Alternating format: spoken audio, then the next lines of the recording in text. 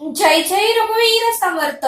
समर्थ म्हणतात की जीवनामध्ये आपण जसा विचार करू तसा आपण घडत जातो. समर्थ म्हणतात की जीवनामध्ये आपण जसा विचार करू तसा आपण घडत जाणार आहोत. जर आपण चांगला विचार केला तर आपण चांगलेच घडत जाणार आहोत असं समर्थ आपल्याला इथे सांगतात.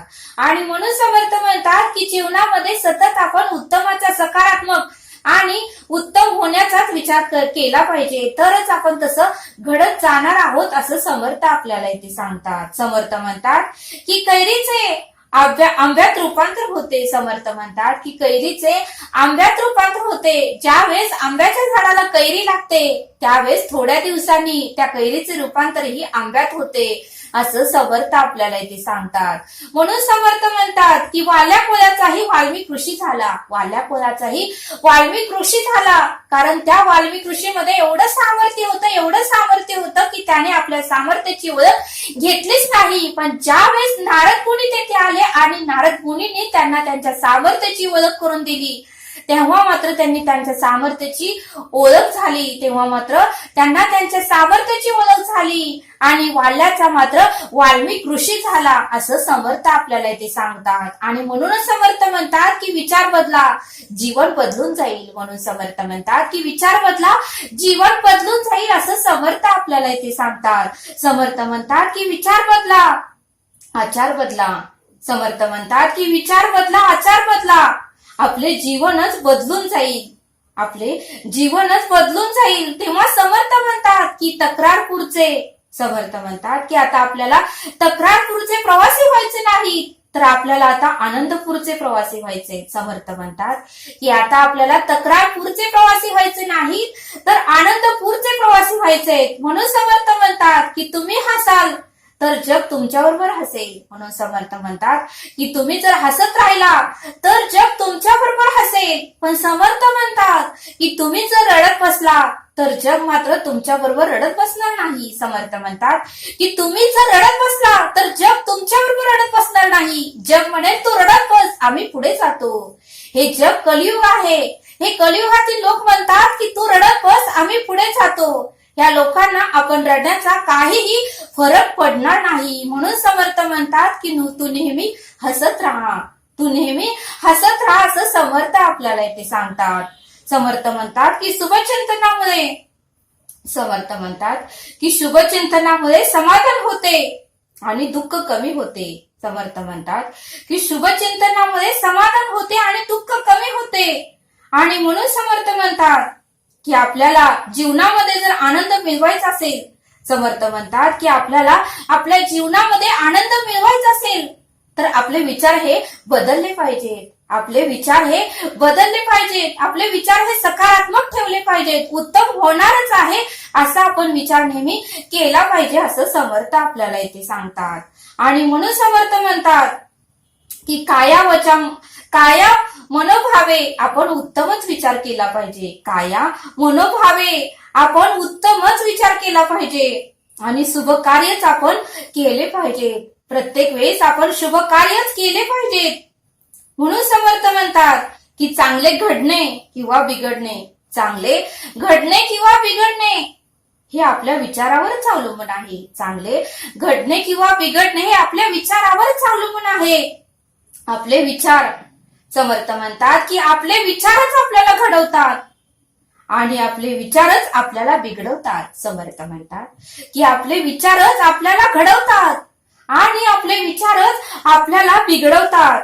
आणि म्हणून समर्थ म्हणतात की आपला वर्तमान आणि आपले भविष्य, समर्थ म्हणतात की आपले वर्तमान आणि आपले भविष्य आपले विचारच ठरवतात. समर्थ म्हणतात की आपले वर्तमान आणि आपले भविष्य आपले विचारच ठरवतात. म्हणून समर्थ म्हणतात की आपण उत्तमाचा विचार, सकारात्मक विचार केला पाहिजे असं समर्थ आपल्याला इथे सांगतात. समर्थ म्हणतात की शुभ चिंतावे, समर्थ म्हणतात की शुभ चिंतावे, शुभ इच्छावे, वचनी शुभच बोलावे. समर्थ म्हणतात की शुभ चिंतावे आणि शुभ होणारच आहे अशी इच्छा धरावी आणि वचनी मात्र शुभच बोलावे.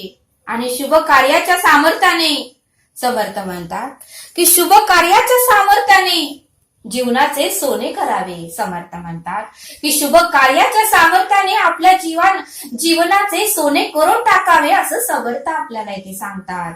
म्हणून समर्थ म्हणतात की चांगले वचन, समर्थ म्हणतात की चांगले वाचन, चांगले भाषण, समर्थ म्हणतात की चांगले वाचन, चांगले भाषण, चांगल्याचा सहवास आपले सद्भाव जागृत होतात, आपले सद्भाव जागृत होतात आणि त्याच वेळी चांगले कार्य करून मोकळे व्हावे.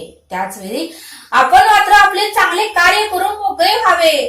कारण समर्थ म्हणतात की आपल्यातील उत्तम विचार, चांगला विचार आणि आपल्यातील शुद्ध भाव फार काळ आपल्यामध्ये टिकून राहत नाही. म्हणून समर्थ म्हणतात की आपल्या मनामध्ये जर चांगला विचार आला तर पटकन आपण ते कार्य करून टाकायचे. कारण थोड्या वेळानेच आपल्याकडे नकारात्मक विचारही येतो. म्हणून समर्थ म्हणतात की ज्या वेळेस सकारात्मक विचार येतो त्यावेळेस मात्र आपण ते चांगले कार्य करून टाकायचे असं समर्थ आपल्याला ते सांगतात. समर्थ म्हणतात की संत लोकांना तरी खूप लोकांनी त्रास दिला, संत लोकांना खूप लोकांनी त्रास दिला, पण समर्थ म्हणतात की संत लोकांच्या सहवासात जे लोक आले त्या लोकांचं सोनच झालं. संत लोकांच्या सहवासात जे कोणी लोक आले त्या लोकांचं सोनच झालं असं समर्थ आपल्याला इथे सांगतात. आणि म्हणून समर्थ म्हणतात की केवळ लोकांचं सोनं झालं नाही, संत लोकांच्या सहवासात येऊन केवळ मानवाचंच सोनं झालेलं नाही, तर प्राणी सुद्धा अगदी शांत झाले. संत लोकांच्या सहवासात साप येत होते, वाघ येत होते, सिंह येत होते, हत्ती येत होते, ते सुद्धा त्यांच्या सहवासाने शांत झाले. म्हणून समर्थ म्हणतात की जसं आपण विचार करू तसं घडत जातं. म्हणून समर्थ म्हणतात की उत्तम विचार आपण केले पाहिजे, त्यामुळेच आपल्या आयुष्यातही उत्तम सर्व काही घडतच जाणार आहे असं समर्थ आपल्याला इथे सांगतात. समर्थ म्हणतात की जसे आपण चिंता करतो, जसा आपण विचार करतो तसं आपण बनत जातो, जसा आपण विचार करतो तसं आपण बनत जातो. म्हणूनच समर्थ म्हणतात की आपण चिंतन शुभ कार्याचे करावे, आपण चिंतन हे उत्तमच करावे, उत्तम विचाराचं चिंतन आपल्याकडून झालं पाहिजे असं समर्थ आपल्याला इथे सांगतात. समर्थ म्हणतात की जगातील जी थोर माणसे झाली, जगामध्ये जी थोर माणसे होऊन गेली त्यांचे विचारही उत्तमच होते, त्यांचे विचारही फार उत्तम होते आणि त्यामुळेच ती माणसेही थोर होऊन गेली असं समर्थ आपल्याला इथे सांगतात. समर्थ म्हणतात की संत तुकाराम महाराज म्हणाले की आपण चांगले विचार ठेवले की आपली कृती तशीच होते. संत तुकाराम महाराज म्हणाले की आपण जर चांगले विचार ठेवले की आपली कृती ही तशीच होते आणि म्हणूनच आपण उच्च कोटीला जातो. म्हणून संत तुकाराम म्हणतात की आपण जर चांगले विचार ठेवले की आपली कृती ही तशीच होते आणि आपण उच्च कोटीला जातो आणि म्हणून आपले विचार मात्र उत्तम पाहिजेत, चांगले पाहिजेत असं समर्थ आपल्याला इथे सांगतात. समर्थ म्हणतात की धीरूभाई अंबानी यांनी गाडीत पेट्रोल सोडत होते, हे मात्र गाडीत पेट्रोल सोडण्याचे काम करत होते, पण त्यांच्या मनात विचार आला की एक दिवस आपणही मोठे होऊ, एक दिवस आपणही फार मोठे होऊ, आणि त्यांनी ते करून दाखवलं. त्यांनी जसा विचार केला तसं त्यांनी ते करून दाखवलं, तसं ते घडत गेले. म्हणून समर्थ म्हणतात की आपण जसा विचार करू तसा आपण घडत जाणार आहोत. म्हणून समर्थ म्हणतात की उत्तमच विचार करा आणि सर्व काही उत्तमच होणार आहे असं समर्थ आपल्याला इथे सांगतात. समर्थ म्हणतात की चांगले विचार उच्च ठेवले की मनुष्य त्याप्रमाणेच घडतो. मनाला उचित विचारांची सवय लावून घ्या. समर्थ म्हणतात की मनाला उचित विचारांची सवय लावून घ्या, उचित कृती ही आपोआपच घडते, उचित कृती ही आपोआपच घडते. या उलट समर्थ म्हणतात, या उलट जर आपण वाईट विचार करत राहिलो आणि वाईट विचारच आपल्याकडे सतत येत राहिले तर आपला मात्र नाशच होणार आहे असं समर्थ आपल्याला इथे सांगतात. म्हणून समर्थ म्हणतात की दुसऱ्याच्या तोंडाला काळं फासता. दुसऱ्याच्या तोंडाला जर आपण काळं फासलं तर त्या अगोदर आपले हात काळे करावे लागतात. त्या अगोदर आपले हात काळे करावे लागतात आणि दुसऱ्याला पेटवण्या अगोदर त्या काडीने आपला हात पोळतो. दुसऱ्याला पेटवण्या अगोदर त्या काडीनेच आपला हात पोळतो. म्हणून समर्थ म्हणतात की जो दुसऱ्यांचा अनिष्ट चित्तो, जो दुसऱ्यांचा वाईट चित्तो, तोच आपला नाश करून घेतो. म्हणून समर्थ म्हणतात की जो दुसऱ्यांचा वाईट चिंतो तोच आपला नाश करून घेतो. म्हणून समर्थ म्हणतात की इतरांना दुःख देणे, त्रास देणे, समर्थ म्हणतात की इतरांना दुःख देणे, त्रास देणे, इतरांवर रागवणे, या सर्व गोष्टीमुळे मनुष्य स्वतःच दुःखी होतो. इतरांना दुःख देणे, त्रास देणे आणि इतरांना सतत रागवणे, सतत इतरांचा मत्सर करणे, सतत इतरांचा द्वेष करणे, या सर्व गोष्टीमुळे मनुष्य स्वतःच दुःखी होतो. या सर्व गोष्टीमुळे तो स्वतःच दुःखी होतो. म्हणून समर्थ म्हणतात की इतरांना आनंद द्या. इतरांना आनंद द्या म्हणजे तुमच्या आयुष्यातही आनंदच येईल असं समर्थ आपल्याला इथे सांगतात. समर्थ म्हणतात की लहान मुलगा लाल रंगाचा गॉगल घालतो, त्यावेळेस त्याला भोवतालचं सर्व जग हे लालच दिसतं. म्हणून समर्थ म्हणतात की कावीळ झालेल्या माणसाला सर्वत्र पिवळेच दिसते. कावीळ झालेल्या माणसाला सर्वत्र पिवळेच दिसते. म्हणून समर्थ म्हणतात की ज्याची जशी दृष्टी असेल त्याला तशी सृष्टी दिसेल. समर्थ म्हणतात की ज्याची जशी दृष्टी असेल त्याला तशी सृष्टी दिसणार आहे. म्हणून समर्थ म्हणतात की पाहण्याच्या दृष्टीत, माणसाच्या वृत्तीत आणि माणसाच्या मनातच सुख दुःख दडलेले आहे. हे सर्व गोष्टी माणसाच्या मनातच सुख दुःख दडलेले आहेत. म्हणून समर्थ म्हणतात की उत्तम जर विचार केला तर उत्तम फळ आपल्याला मिळणार आहे असं समर्थ आपल्याला इथे सांगतात. समर्थ म्हणतात की नेहमी सकारात्मक म्हणजे चांगल्या उजळ गोष्टीकडे, प्रकाशाकडेच पाहायचे. सकारात्मक म्हणजे चांगल्या नेहमी उजळ गोष्टीकडे, प्रकाशाकडेच पाहायचं. आणि प्रसन्न मनाची माणसं नेहमी जीवनाची उजळ बाजूच बघतात. समर्थ म्हणतात की प्रसन्न मनाची माणसे ही नेहमी जीवनाची उजळ बाजूच बघतात. ती पराभवाचे रूपांतर विजयात करतात.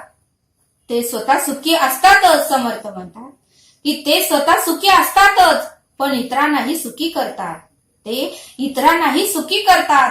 म्हणून समर्थ म्हणतात की या आनंद यात्री व्हायचं. म्हणून समर्थ म्हणतात की आपण जीवनात आलोय तर आपण आनंद यात्रे व्हायचं आणि इतरांनाही आनंद द्यायचा आणि सर्व जग आनंदमय होऊन सोडायचं असं समर्थ आपल्याला ते सांगतात. समर्थ म्हणतात की प्रत्येक माणसाच्या गुणाकडे पाहावे आणि तसे गुण ग्रहण करावे, गुणदान व्हावे. माणसाच्या गुणाकडे पाहावे, गुण ग्रहण करावे, गुणदान व्हावे. दोषाकडे कधीही पाहू नये असं समर्थ आपल्याला इथे सांगतात. समर्थ म्हणतात की धर्मराज आणि दुर्योधन लहानपणी एकत्र आश्रमामध्ये शिकत होते. धर्मराज आणि दुर्योधन लहानपणी एकत्र आश्रमात शिकत होते. गुरुदेवांनी त्या दोघांचीही परीक्षा घ्यायचं ठरवलं. आणि त्या दोघांना दोन खोल्या दिल्या आणि या खोल्या कुठल्याही वस्तूने गच्च भरायचं असं सांगितलं. त्या खोल्या गच्च भरायचं असं सांगितलं. पण दुर्योधनाच्या डोक्यात, समर्थ म्हणतात की दुर्योधनाच्या डोक्यात मात्र कचराच होता. त्याने तो गच्च भरला. त्याने त्या खोल्या कचऱ्यानेच गच्च भरल्या. म्हणून समर्थ म्हणतात की जसा आपण विचार करतो तसं माणूस घडतो. या उलट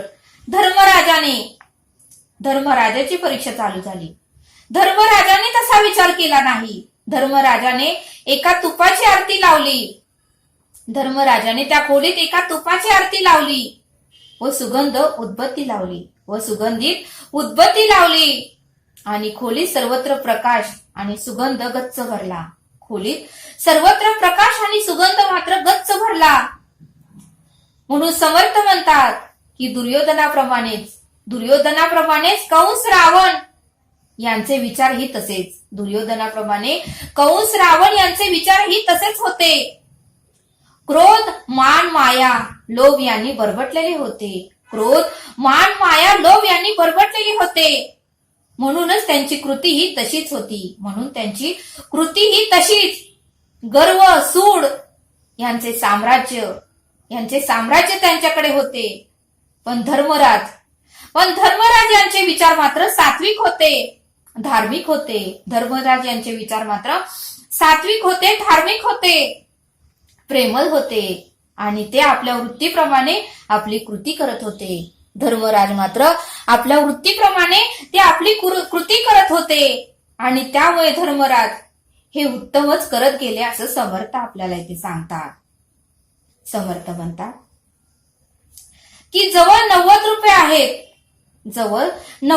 आहेत त्याचा आनंद घ्यायचा का 10 रुपये नाहीत म्हणून दुःखी व्हायचं हे तुम्ही ठरवा. जवळ 90 रुपये आहेत त्याचा आनंद घ्यायचा का 10 रुपये नाहीत म्हणून दुःखी व्हायचं हे आपणच ठरवलं पाहिजे असं समर्थ आपल्याला इथे सांगतात. समर्थ म्हणतात की आपल्यापेक्षा शेजारचा बंगला, त्याचा रंग, त्याची गाडी, त्याचा ऊस हे आपण पाहतो आणि दुःखी होतो. त्यांची तुलना आपल्या बरोबर करतो. तर समर्थ म्हणतात की शेजारच्यांची तुलना आपल्या बरोबर करू नका, त्यामुळे आपल्याला दुःख प्राप्त होते असं समर्थ आपल्याला सांगतात. समर्थ म्हणतात की जग हे सुंदर आहे. समर्थ म्हणतात की जग हे फार सुंदर आहे. आपणही सुंदर व्हायचे. पक्षी, झाडे, झरे. समर्थ म्हणतात की पक्षी, झाडी, झरे, वारा, फुले सर्वत्र आनंदच देतात. पक्षी, झाडे, झरे, वारा, फुले हे सर्वत्र आनंदच देतात. एक दिवस जगणारे फूल. समर्थ म्हणतात की एक दिवस जगणारे फूल आपल्या आकर्षक रंगाने आणि सुगंधाने, एक दिवस जगणारे फूल आपल्या आकर्षक रंगाने, सुगंधाने भोवतालचे वातावरण आनंदी व सुखी ठेवतो.